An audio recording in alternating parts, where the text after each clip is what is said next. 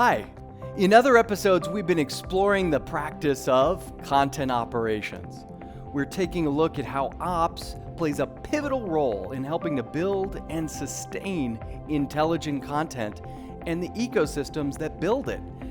Basically, without content ops, the content supply chain has no real owner, and content winds up being a messy bunch of improvisation with no process, no script, and no real way to ensure consistent structure or semantics across the content sets. It becomes a big mess, and so it's time to make a change.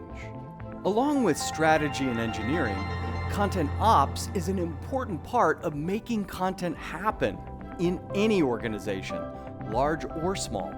Let's visit more deeply into the content operations roles and how ops works with the enterprise to support next generation customer experiences. In this episode, we will take a closer look at the specific functions of content operations and how content ops builds and uses the content orchestration model to run the everyday content functions that makes content work across teams. Content ops helps to drive the true value of content assets. Let's open up the invisible world.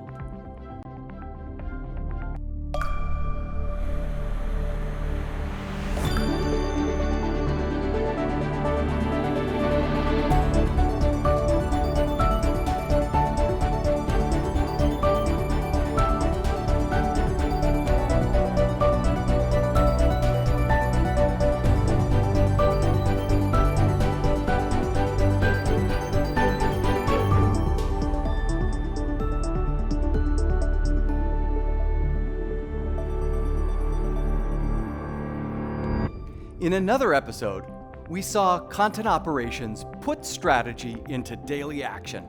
It's about the fulfillment of strategy.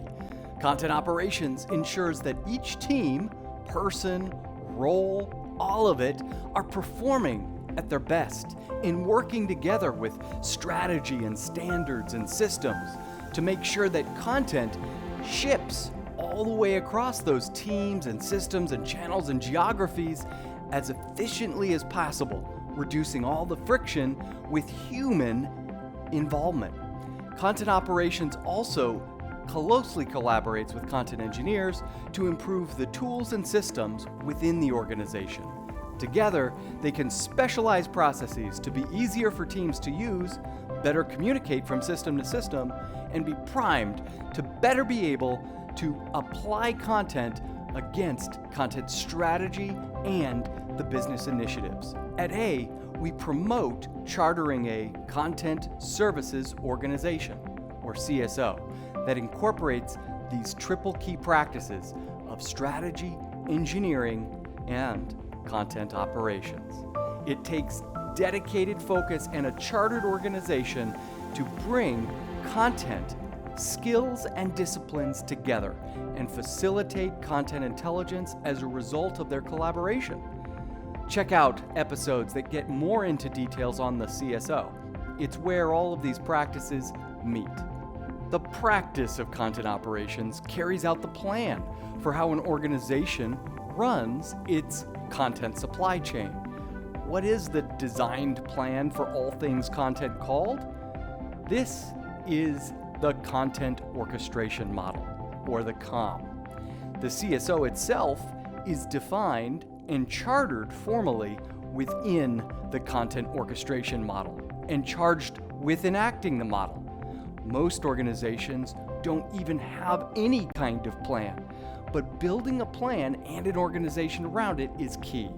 The plan for content doesn't work without ops to run it, any more than a play runs without a stage manager, or an airport runs without air traffic control. We need people overseeing process. The CSO is in the primary internal organization that is responsible for implementing and maintaining the ongoing rhythms of the content orchestration model and the core principles that make up content intelligence. So, as a member of the CSO, Content operations works to then apply the content orchestration model enterprise-wide or department-wide. It can work at different levels.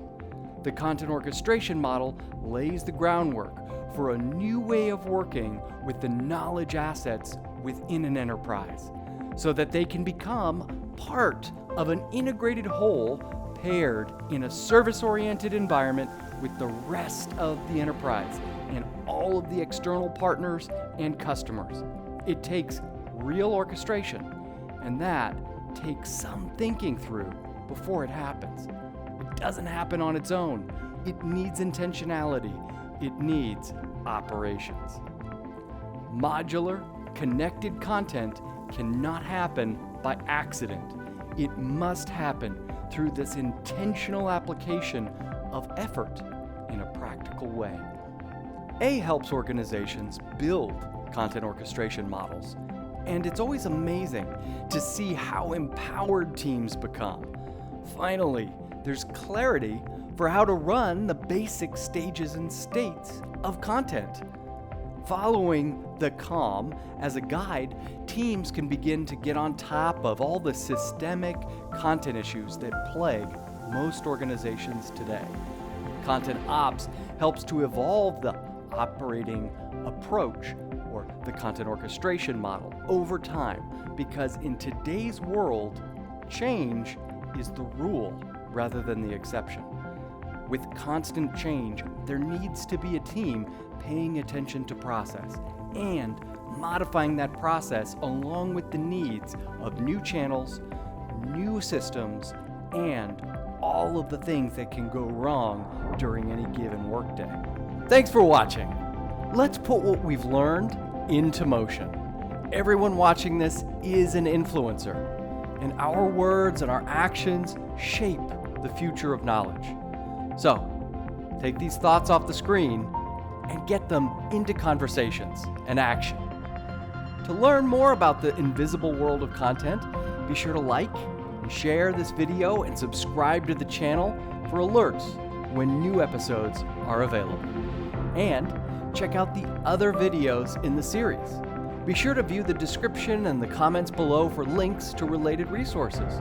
And join us for the next episode as we take one step at a time towards a smarter world.